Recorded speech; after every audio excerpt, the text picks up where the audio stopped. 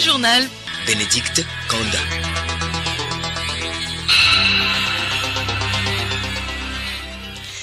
Madame, Monsieur, bonjour et merci de nous rejoindre sur Radio Lomé pour le journal. D'abord, le sommaire. Mieux gérer la terre et lutter efficacement contre sa dégradation, c'est l'objet de l'atelier de lancement de la phase 2 du mécanisme forêt et paysan qui s'est ouvert ce matin à Lomé. Les détails dans ce journal. Le Forum national du paysan togolais se tient à Kara. Cette 11e édition veut renforcer la dynamique de développement agricole. Au Soudan, le nouveau pouvoir militaire avec à sa tête le général Awad Benaf assure que le futur gouvernement sera un gouvernement civil. Et puis sport, football, championnat national de première division. La 24e journée se dispute ce dimanche. Le leader ASCK joue à Sokodé face à Semassi.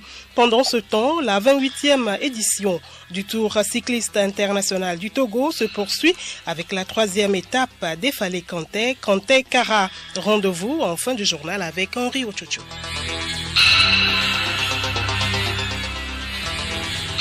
radiolomé.tg. Bienvenue à tous. Lancement officiel ce matin à Lomé de la phase 2 du mécanisme forêt et paysan. Cette rencontre vise à créer des paysages résilients face au changement climatique et à améliorer les moyens d'existence avec les organisations de producteurs forestiers et agricoles comme acteurs clés de changement. La GIZ soutient la FAO pour la mise en œuvre de cette phase. Un reportage d'Émile Gbadegbenyon présenté par Alice Berthe Barandao. Ce projet, la réhabilitation du paysage forestier africain, entend restaurer 100 millions d'hectares de terre en Afrique d'ici 2030. Olu Adara Ayefumi, secrétaire général de la coordination togolaise des organisations paysannes et des producteurs agricoles, nous explique quelques avantages. Le projet que vient d'initier la FAO, puis appuyé par la GIZ, en tant que producteur, nous permettra de remédier à certaines pratiques, puisque ce projet sera déroulé avec nous et par nous. Donc ça nous permettra de voir dans nos pratiques qu'est-ce que nous faisons et qui contribue à favoriser ce changement climatique et qu'est-ce qu'on peut faire pour atténuer les effets. Autrement dit, la déforestation, nos cultures que nous faisons jusqu'aux berges même des rivières posent d'énormes problèmes. Ce projet vient pour nous aider à corriger ce que nous faisons de mal et qui nuit à notre santé, à notre survie. La FAO se dit disponible et s'engage à accompagner le Togo dans ses efforts pour le développement durable et la protection de la nature. Diwa Oyetunde, chargé de programme de FAO au Togo. Au Togo, le projet, c'est à sa deuxième phase, vise à mener des actions concrètes en milieu paysan, au niveau des organisations paysannes qui font à la fois l'agriculture et la foresterie. Les deux étant intimement liés, la FAO développe une approche qui vise à aller auprès de ces organisations paysannes pour mettre en œuvre toutes les actions qui concourent à s'adapter au changement climatique, à améliorer leurs moyens d'existence, leurs revenus, tout en préservant le paysage dans lequel tout se développe. La Haute Autorité de l'Audiovisuel et de la Communication (HAC) a échangé hier avec la représentante résidente de l'Organisation mondiale de la santé OMS Togo, Madame Diallo Fatimata. La collaboration pour une meilleure couverture de la santé universelle a été au centre des discussions. Théophile Dandakou, Léontine Atogima. L'OMS Togo veut travailler avec la HAC pour une communication stratégique permettant à tout citoyen d'avoir accès aux services de santé de qualité. Pour Madame Diallo Fatimata, cette initiative participe à une meilleure protection physique, mentale et environnementale des individus. La santé, nous en tant qu'OMS, on la définit pas seulement par l'absence de maladie, mais par le bien-être total, aussi bien physique, mental qu'environnemental. Ça veut dire que nous devons nous adresser aux facteurs de risque et aux déterminants de la santé. Et pour cela, il faut avoir une bonne communication stratégique, une information et une sensibilisation de la population pour avoir les comportements sains en termes de promotion, de prévention et de suivi de la santé, des messages clés. Et pour cela, on a besoin de la HAC. La représentante résidente a en outre salué l'axe 5 du plan stratégique de la HAC qui vise une meilleure protection des populations. Vous avez 8 comités techniques très variés et qui, je suis sûre, s'adressent de façon systématique à chacun de ces facteurs de risque. Qu'on a des sérieux problèmes auxquels on peut s'adresser, qui sont des défis, mais des défis surmontables si on bâtit ensemble. Très simplement, les accidents de circulation, l'utilisation des pesticides dans l'agriculture. Mon organisation, avec le ministère de la Santé, on réussit à vous fournir les bonnes informations et que vous réussissez à les intégrer dans l'axe stratégique 5 particulièrement, c'est sûr que nous, système de santé, on peut réduire de 80% les problèmes de santé qui pourraient arriver au système de santé. Le président de la HAC, Pitalunani Telou, a promis une franche collaboration avec l'OMS pour la réussite des missions assignées. Le 11e forum du paysan togolais se tient depuis hier à Kara. La cérémonie d'ouverture a été présidée par le ministre en charge de l'agriculture, Koutera Bataka.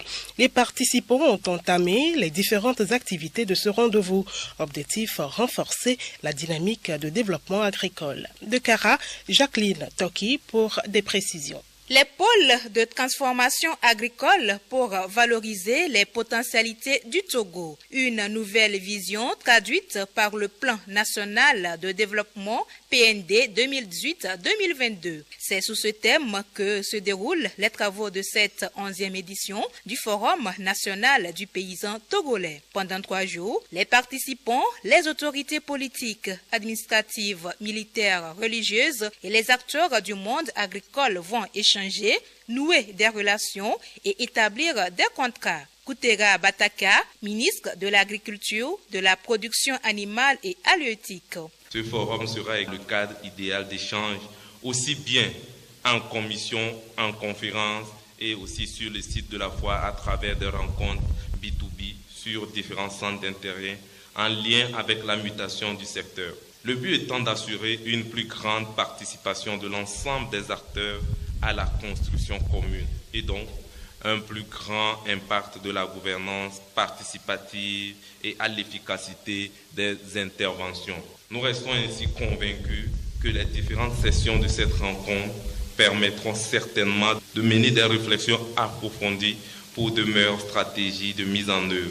Nous voudrions à cet effet exhorter l'ensemble des participants à des débats constructifs, comme vous saviez bien le faire, afin de disposer à terme des propositions concrètes à la hauteur de votre engagement. Le ministre Bataka en charge de l'agriculture qui avait à ses côtés son collègue du commerce. Pour le représentant des agriculteurs et agricultrices Eovi Kebi, ce forum est exceptionnel. Aujourd'hui, il n'est plus question de produire avant de penser au marché. Il est question de s'assurer du marché avant de produire. Comme ça, ça vous permet de planifier déjà, de savoir d'abord ce qui vous attend en matière de chiffre d'affaires. Donc la particularité, c'est que cette fois-ci, on veut être beaucoup plus dans le concret. C'est des opportunités à saisir. Et si vous venez à ce forum, c'est que vous n'allez pas retourner main vide. Le préfet de la COSA, le colonel Bakali Hemou Badibaou, qui a pris part à l'ouverture des travaux, a relevé qu'en matière agricole, les efforts du gouvernement ne sont plus à démontrer. En témoigne le projet des agropoles au Togo, un projet pour lequel il a souhaité l'adhésion massive des populations. De Kara, Jacqueline Toki pour Radio Lomé. La suite de cette édition, l'Office togolais des recettes OTR a sensibilisé hier à Lomé des hommes d'affaires sur le nouveau code général des impôts. Ce code qui vient remplacer l'ancien qui date de 1983 prend en compte l'évolution des contextes actuels et s'adapte aux réalités du moment. Aziglosu Vovor Didoua, directrice du Centre des impôts du Golfe.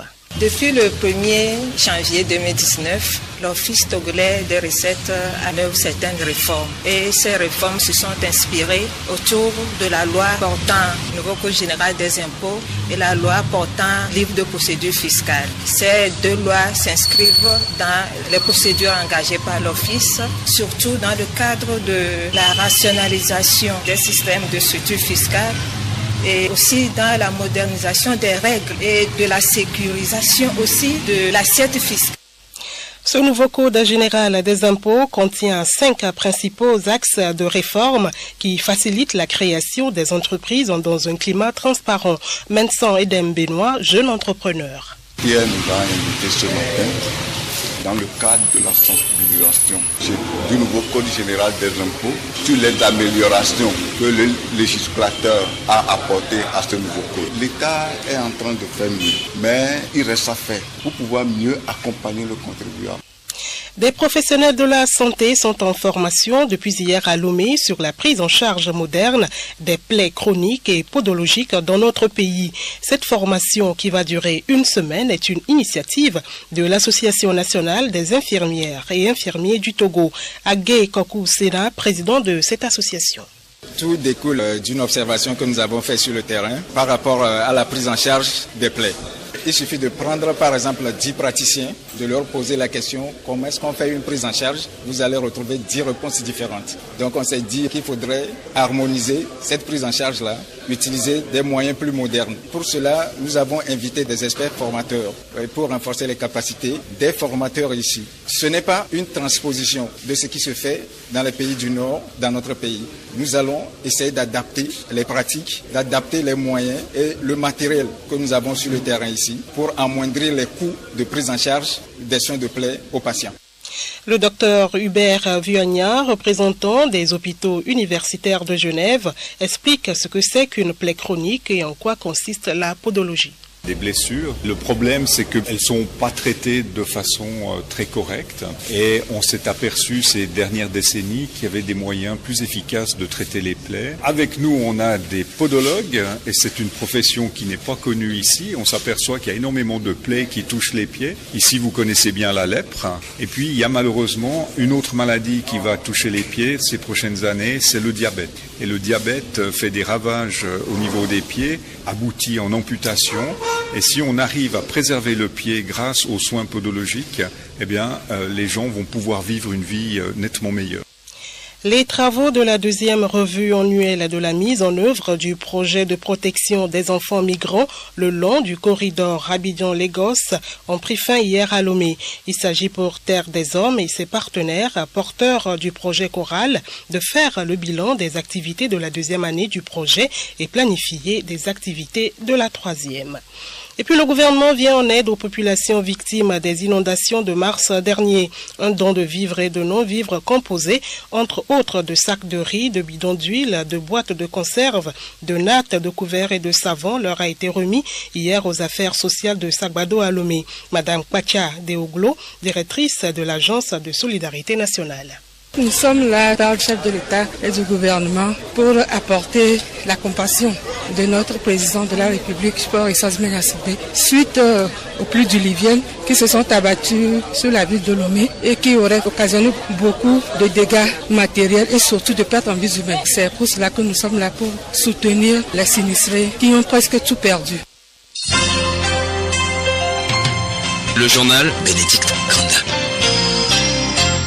Actualité hors du Togo, au Soudan, le nouveau pouvoir militaire avec à sa tête le général Awad Benaf assure que le futur gouvernement sera un gouvernement civil. Les autorités déclarent aussi qu'elles vont dialoguer avec toutes les entités politiques. Elles confirment aussi que l'ancien président Béchir est en détention et qu'il ne sera pas extradé. Des milliers de manifestants déçus étaient toujours rassemblés hier devant le siège de l'armée malgré le couvre-feu. Les Algériens sont à leur 8e vendredi de mobilisation aujourd'hui. La mobilisation populaire juge la démission d'Abdelaziz Bouteflika insuffisante et souhaite chasser du pouvoir tous les responsables qui incarnent le système. Un important dispositif policier quadrille la capitale. Et puis en RDC, le président Félix Tshisekedi est attendu aujourd'hui à Lubumbashi pour son premier déplacement à l'intérieur du pays depuis son investiture. Il doit notamment y présider une réunion du Conseil supérieur de défense consacrée à l'insécurité qui s'accroît depuis 6 mois dans la deuxième ville du pays. Sans transition, agenda culturel du théâtre théâtre et de l'humour meuble l'agenda de cette semaine. La nuit du théâtre de la troupe Je dois réussir, JDR, le samedi 20 avril prochain à Oba Night Club.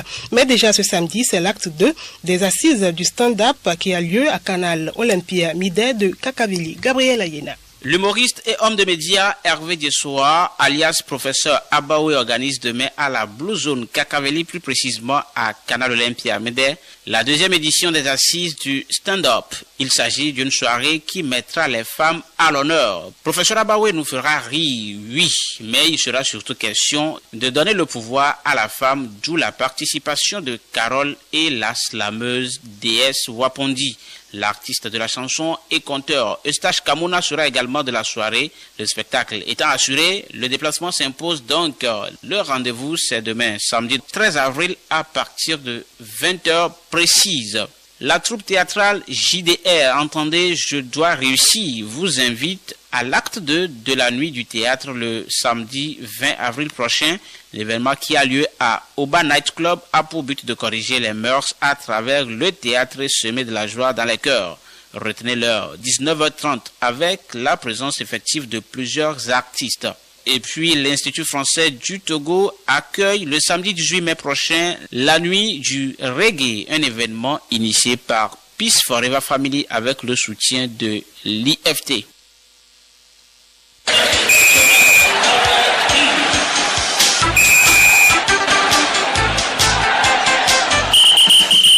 Sport pour terminer, football, les clubs de l'élite se donnent rendez-vous ce dimanche à la faveur de la 24e journée du championnat national.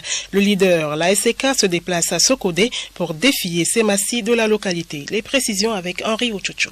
L'association sportive des conducteurs de la COSA, ASK, premier au classement en route vers son premier titre de l'histoire, à 3 journées de la fin du championnat, voyage à Sokodé pour confirmer sa supériorité face aux guerriers de Tchaoudjo Semassi. Son dauphin, les messagers de Fiokpo Maranata, se déplacent également mais à Kara pour s'expliquer avec les condonnants de la COSA ASCO. Dito de Lomé, les robots rouges qui occupent la 3e place accueillent sur leur propre installation à l'état-major Ange 5e au classement. À Neho, les requins mâles Bolesou des Lacs reçoivent Sarah FC de Bafilo. Ailleurs à Atapame, Gbikinti de Bassar en panne de victoire depuis la 16e journée, classé avant-dernier avec 26 points en 2 coups avec Togoport de Lomé. Fodan de Dapaon, l'autre club en grande difficulté, dernier au classement avec 19 points, joue sa survie en 2-1 face à l'OTR. En cas d'une défaite, les Lions du Grand Aune seront condamnés en division inférieure. Enfin, à Kpalimé, face à face entre Gomido et Koroki de Tchamba. Toutes ces rencontres débutent à 15h, temps universel. Et puis cyclisme, la 28e édition du Tour cycliste international du Togo fait son petit bonhomme de chemin. La deuxième étape, Langabou-Sokodé, longue de 104 km, a été remportée hier par le Burkinabé Diallo Sadou. Fidel Mawena, envoyé spécial. Cette étape, longue de 108 km, a été bouclée en 2h47 minutes 07 secondes. Diallo Sadou, vainqueur de l'étape. L'équipe qui tenait le maillot jaune là, il roulait devant. Après, le capitaine m'a dit d'attaquer. J'étais hésité même. Puis il m'a reparlé encore. J'ai attaqué. Quelqu'un ne m'a même pas regardé. Bon, je suis pas. Le Français Barré Jérémy garde le maillot jaune. Domon Paul du Burkina Faso remporte le maillot du point chaud. Le premier Togolais de l'étape Nyanou Ayejo occupe la 14e place et gagne le maillot du meilleur équipier. La compétition se poursuit ce vendredi avec la 3e étape de Fale Kanté Kara.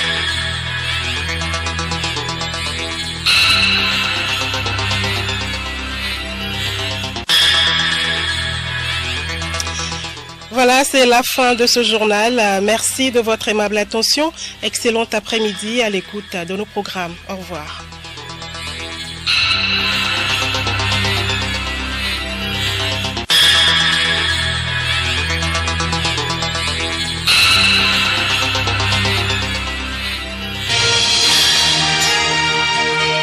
Radio Lomé, boîte postale 434, email radiolomé@radiolomé.tg. radiolomé.tg.